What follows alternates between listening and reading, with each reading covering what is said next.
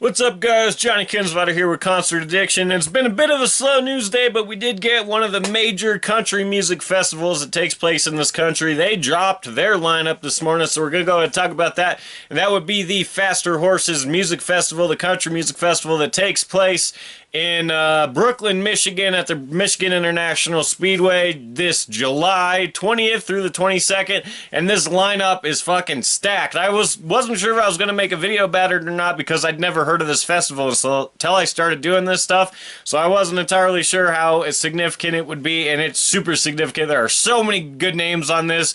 Names that could be, like, that aren't headliners, that could be headliners if they are at a different festival or something. So, never heard of this festival before, but this is definitely on my radar now. So I'll get right to the headliners, which is Blake Shelton, Brooks and Dunn, and Florida Georgia Line. Brooks and Dunn, they never really broke up. They just retired from touring. They play Vegas several times every year, and they hit festivals here and there. This, however, is going to be the first time in 8 years, I guess, that they're playing in Michigan. So that's pretty badass. Blake Shelton, obviously one of the biggest and most powerful country music singers in the industry. Musicians in general. He's got the whole fan base going with the voice, too.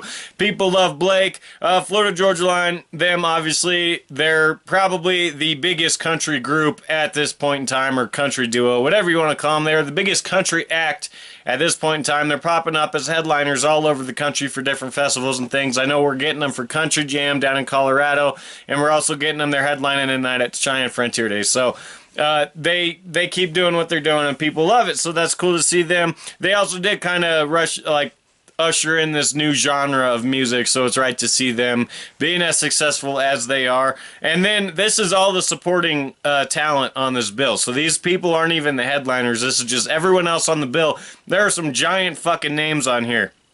So we'll start with Brantley Gilbert, my homie Brantley Gilbert. He's not headlining this thing, surprisingly. He headlined Frontier Days last year, and he's headlining Country Jam this year. He headlines his own tours all the time, but he's not a headliner on this tour, which is just insane to me. Or not on this tour, at this festival. Nonetheless, he'll probably bring the house down like he always does. It'll be weird to see him in an opening position, though, because he hasn't been there in a while. Like I said, he's been headlining his own shows for quite some time now, so that'll be interesting. Then we get to Cam.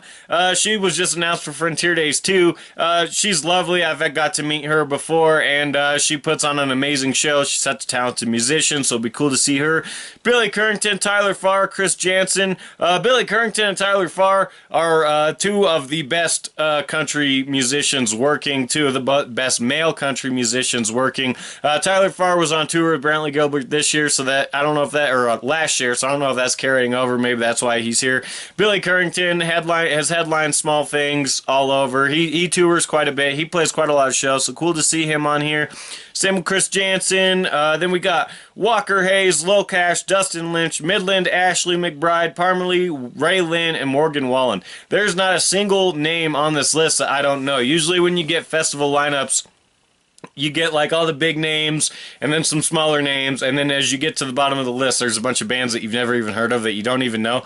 I recognize every single one of them. At least they all have at least one song on the radio that did quite well for some time, and it's cool to see them stuffing this thing full with talent, because that's really all they're doing. Even they got plenty of big names in there, but they've got a lot of talented people that maybe aren't as famous, like Locash. One of the best shows I went to last year was actually my top 10. They're phenomenal live, so it's cool to see them squeezed into this. Morgan Wallen, Ray Lynn, and obviously Midland. They're probably one of the fastest growing bands at this point in time. By the time this festival happens, they're probably going to be even more famous than they are now, which is pretty famous. They've played 3 shows in my area in the past couple months, and all 3 of them have sold out within days. People love them some Midland. They got that traditional sound, so yeah, this lineup looks stacked, man. Most of these people I've seen, but nonetheless, it's cool. Dustin Lynch could be a headliner. So, yeah, this thing looks cool. I can't believe I never heard of it before. And, yeah, this festival looks amazing. It's part of it's under the Live Nation banner. They're the ones putting this thing on. And they do country music festivals all over the country and stuff like that. And Faster Horses is actually a sister company or a sister festival, rather, to the Route 91 Harvest Festival, which is now infamous. But we all know that one. We haven't heard anything about the fate of that event, but it's cool to see that they're still cranking out their other events. They also are the ones that put on Lake Shake and a couple other festivals throughout the country, so it's cool to see that they're still chugging through, they're still going strong, and people are still going out to these things, which is cool. They're not letting that fear that was inflicted on us back in October affect us at all, and with awesome lineups like this, it's hard to let anything affect it, and that's awesome. That's why, because I'd definitely go to this if I could. So yeah, there's that for you. That's pretty much all the news that's dropped today. If anything else happens, you'll see another video, obviously. Make sure to subscribe so you don't miss that. And meanwhile, check out my Facebook page and my website, facebook.com/concertaddiction and concertaddiction.com, where I'm going to start writing weekly articles. It's gotten a little tough trying to do articles and YouTube and Facebook and all of it because I don't get paid for this yet. Hopefully I will someday. But this is just a hobby of mine, and so I'm not making any money, so this is all done in my spare time. I have a full-time job and, you know, a family and everything like that, so I'm doing the best I can. So I'm going to start to try to write weekly articles that are going to summarize all the news that's dropped this week. Obviously this week we've had 4 big farewell tour announcements, or retirement announcements rather, and so that'll be in there. Anything else that's happened, we'll make sure to cover it, so make sure to check that out at the website. We'll also post it on the Facebook page, so check that out when it drops, and until next time, thanks for watching this video. Bye.